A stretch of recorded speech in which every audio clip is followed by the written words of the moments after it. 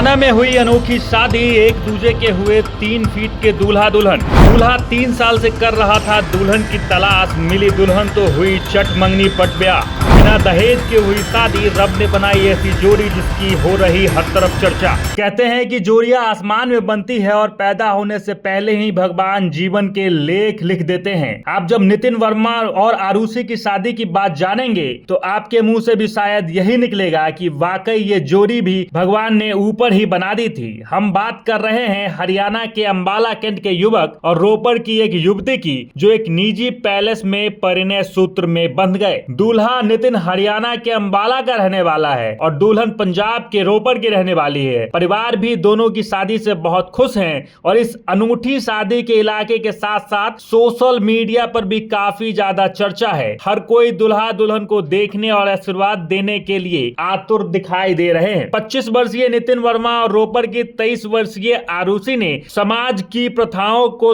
तोड़ते बिना दहेज के विवाह कर लिया। और खास बात यह है कि इस दंपति की लंबाई औसतन कम है।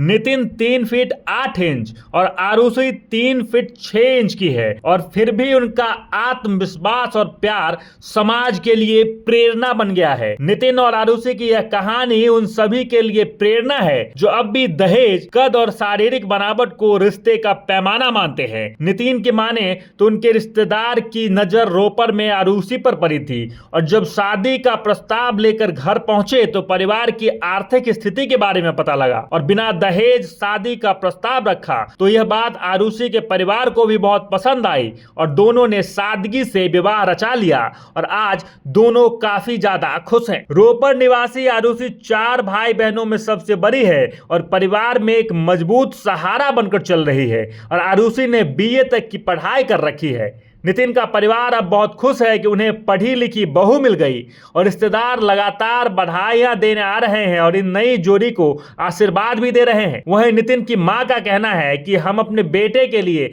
रिश्ते की तलाश में थे और जैसे ही हमें इस रिश्ते के बारे में पता चला तो हमने बात आगे बढ़ाई और हमें इस शादी से बहुत खुशी है। हमें एक अच्छे रिश्ते की तलाश थी और वो हमें मिल गया। एक जैसी उम्र और कद होने के कारण हमें एक प्यारी सी बेटी भी मिल गई है। यह कहानी ने केवल नितिन और आरुषि के लिए बल्कि समाज के लिए भी प्रेरणा है, जो अब भी दहेज और कद को रिश्ते का पैमाना मानते हैं। बाकी इस कहानी को लेकर आप क्या कुछ कहते हैं कमेंट बॉक्स में जरूर लिखें और देखते रहें सच टॉक।